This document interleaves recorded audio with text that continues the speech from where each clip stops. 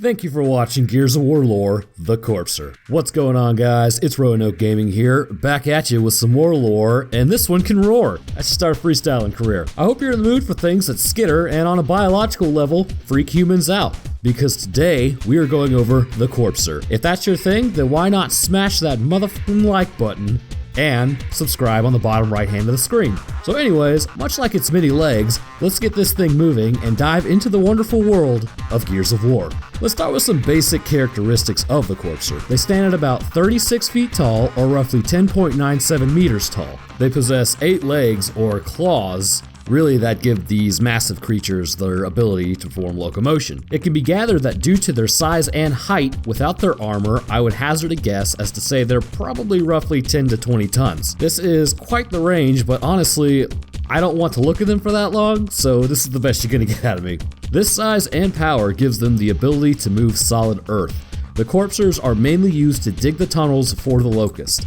Originally, this started as there were just ways to move around, but as war raged and Corpsers began to take a much more militaristic tone, they were basically used to crush tanks, soldiers, rigs, whatever the Locust needed destroyed. The Corpsers were also used for their original purpose, and I guess the design of the animal, to dig tunnels allowing Locusts to pop up behind defensive cog lines and wipe out soldiers. If you ask any Saren, what's the main thing you remember about E-Day? They'll more than likely respond with the Corpsers. All over Sarah, when the attack began, Corpsers burst from under the ground, allowing an outflowing of Locust soldiers to begin attacking the humans in the area. This led to massive casualties, as to be expected. Corpsers are seen, and really they are the poster child for E-Day, because I mean honestly, look at all those legs. Ugh. In the famous words of Damon Baird, humans are hardwired to react to things that scuttle. Normally, we are dealing with small scuttling creatures, but this one is 1,000 times that size. Prior to their adoption into the Locust army, Corpsers were actually native to the Hollow, which means they always existed on Saren Estate, and humans didn't really know about it. Kinda makes you a little concerned as to what is underneath your feet right now, doesn't it? Regardless, upon their adoption into the army, they were used as strike animals.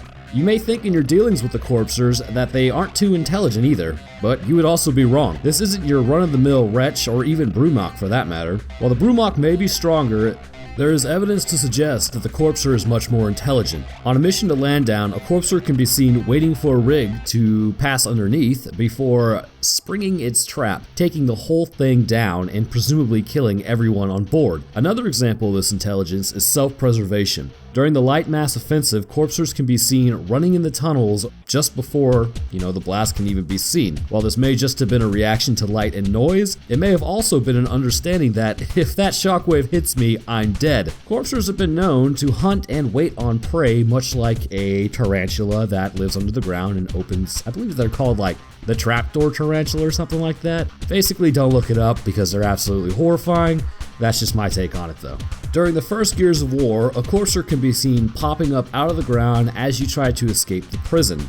Then, later, Baird remarks that the Corpser is screwing with them and saving them for later like a snack. Baird, being one of the smarter Gears, appears to have a background in biology, or at least some background based in an understanding in college level. Due to his intellect, it wouldn't surprise me that, he kind of knows some things about the Locust that your average soldier won't know.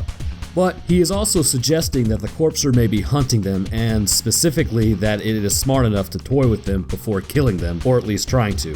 Much like any other animal on Sarah, Corpsers are no different. They're going to reproduce sexually and are oviparous. That means that they lay eggs rather than giving birth to, little baby Corpsers. Now, these eggs aren't little eggs either. When a Corpser is hatched, they're about the size of your average Saren dog, and have about as many legs too. Your juvenile Corpser will have 4 legs and presumably be blind at birth. This is not to say their other senses aren't ready to go, however. When Delta Squad ends up inside of a Corpser nest, Cole and Baird react in obvious fascination, but for me it would be disgust. They begin talking about it before Marcus kindly shuts them up. However, Mom is awake and she is pissed. She lets out a roar that causes her eggs to hatch immediately, releasing little corpser babies. These babies immediately begin to attack Delta Squad. These babies are no pushover either. While lacking armor, strength, size, and arms of the adult corpser, some of them are able to take chainsaws to the face and multiple rounds and still survive another day. A baby corpser is going to be much smoother looking and more frail than an adult corpser.